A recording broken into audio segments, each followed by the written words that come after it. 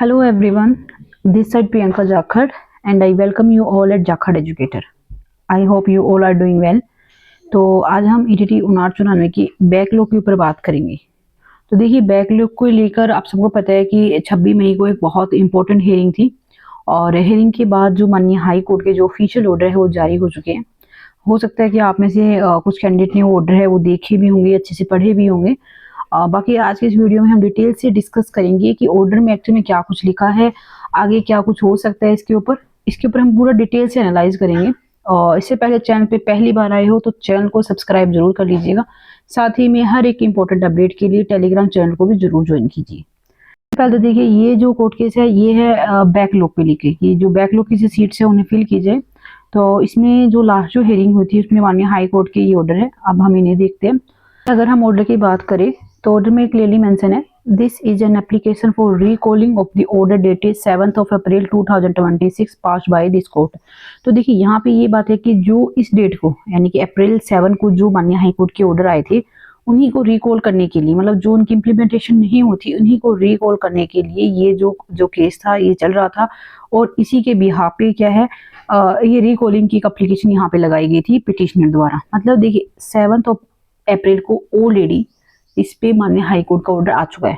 और क्या ऑर्डर आया था वो मैंने आप लोगों से प्रीवियस वीडियो में शेयर किया था कि क्या ऑर्डर आया था, किस तरीके से विद इन 4 वीक के अंदर जो बैकलॉग की सीट थी उन्हें डी रिजर्व करने के ऊपर काम करने के लिए बोला गया था। 4 वीक्स का टाइम दिया गया था और 4 वीक्स के बाद जब उस पर एक्चुअल में प्रैक्टिकली इम्प्लीमेंटेशन नहीं होता है तो ये एक रिकॉलिंग जो थी ये लगाई गई। अब यहाँ पे मेंशन किया गया compliance report by way of affidavit of Sonali Giri, Secretary to Government of Punjab, Department of School Education on behalf of the respondent number 1 has been filed। तो देखिए कोर्ट में क्या हुआ कि जो एजुकेशन डिपार्टमेंट के सेक्रेटरी है उन्होंने क्या किया, डिपार्टमेंट के बिहाफ पे एक एफिडेविट फाइल किया। है यहाँ पे respondent have already taken a decision wide order dated this. देखो ऑलरेडी इस डेट को एक डिसीजन जो है वो डिपार्टमेंट ने जारी कर लिया, मतलब डिपार्टमेंट ने यानी कि रिस्पोंडेंट ने ऑलरेडी एक डिसीजन जो है इस पिटीशन पे ले लिया है। डिसीजन क्या था, इसके कुछ पॉइंट्स यहाँ पे गिवन है, ये हम देख लेते हैं। In the view of foregoing discussion, the claim of the petitioner is accepted to the extent that the fresh vacant post under the sportsman and the ex-serviceman category shall be filled up in according with the applicable statutory rules। यानी कि ये दोनों जो category sports person और जो ex serviceman की जो seats है वो एज पर जो रूल्स है उसके अकॉर्डिंग फिल की जाएगी। ठीक है। The issue regarding the de-reservation of backlog vacant posts shall be considered after a final decision taken by the competent government authority। तो यहाँ पे देखिए ये था रिस्पोंडेंट की तरफ से कि जो कॉम्पिटेंट अथॉरिटी है, कॉम्पिटेंट अथॉरिटी जो है वो ही इसके ऊपर फाइनल डिसीजन लेगी कि किस तरीके से हम इन सीट को डी रिजर्व कर सकते हैं, डी रिजर्व कर भी सकते हैं या नहीं, ये भी जो कॉम्पिटेंट अथॉरिटी है वही इसके ऊपर डिसीजन लेगी। This order are being issued in the continuation of the order dated 8 December 2025। अब देखिए मेनली यहाँ पे सिंपल सी बात बोली गई है, यहाँ पे जो भी पिटिशनर की जो भी थी प्रे उसे एक्सेप्ट करते हुए यही सिंपल सी बात बोली गई कि जो भी डिपार्टमेंट लेवल पे जो कॉम्पिटेंट अथॉरिटी होगी वो ही इसके ऊपर फाइनल डिसीजन लेगी कि किस तरीके से हमें ये जो सीट से हम डी रिजर्व कर सकते भी है, नहीं कर सकते, ये भी किया जाएगा। और देखिए ये सिर्फ उस ऑर्डर के कुछ पॉइंट्स है जो आपका डिसीजन 14 मई को ऑलरेडी आ चुका है। ऑर्डर क्या था ये मैंने आप लोगों के साथ पहले ही शेयर किया था, क्या डिपार्टमेंट ने ऑर्डर लिए। ऑर्डर के अकॉर्डिंग देखिए क्लियरली मेंशन था कि जो स्पोर्ट्स पर्सन और जो एक्स सर्विसमैन है उन दोनों की जो सीट्स है वो डी रिजर्व नहीं की जा सकती, क्योंकि ये जो सीट्स होगी ये फ्रेश वैकेंसी के अंडर ही फिल की जाएगी, यानी कि अपकमिंग वैकेंसीज के अंदर इन्हें फिल किया जाएगा, इन्हें डी रिजर्व नहीं किया जा सकता। ऐसा जो डिपार्टमेंट ने ऑलरेडी जो एफिडेविट पेश किया था, ऑलरेडी जो एक रिकॉर्ड पेश किया था हाई कोर्ट में, उसके अकॉर्डिंग था कि ये जो सीट्स है ये न्यू वैकेंसी के अंदर ऐड की जाएगी।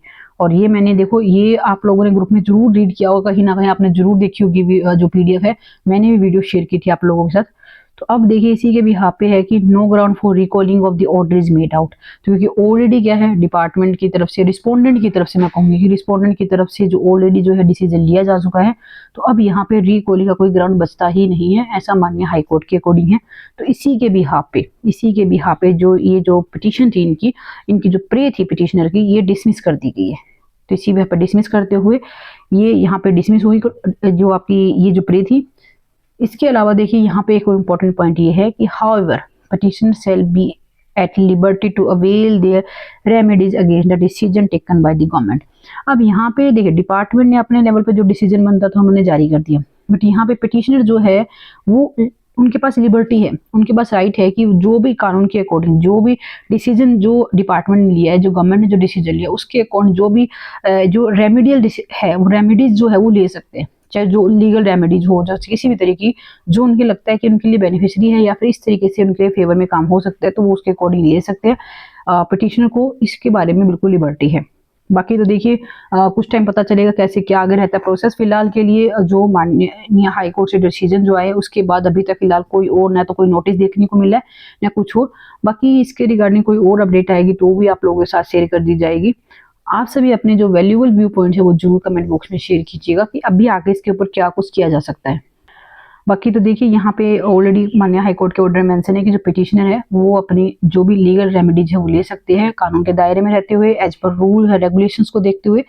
क्योंकि हाई कोर्ट का काम देखिए अल्टीमेटली होता है सिर्फ जो भी रूल्स एंड रेगुलेशन है उसे इम्प्लीमेंटेशन कराना।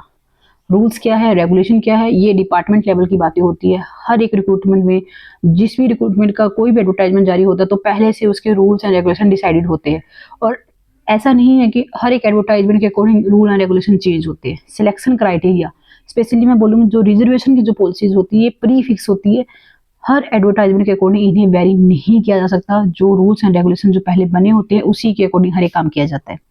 बाकी तो देखिए इसके रिगार्डिंग कोई और अपडेट आएगी तो वो आप लोगों के साथ शेयर कर दी जाएगी। आई होप ये वीडियो आपके लिए इन्फॉर्मेटिव रही। वीडियो अच्छी लगी तो चैनल को जरूर सब्सक्राइब कीजिएगा, साथ ही अपने जो भी आपके रेटी के कैंडिडेट हैं उनके साथ भी वीडियो को जरूर शेयर कीजिएगा। Wish you all the best. Thank you.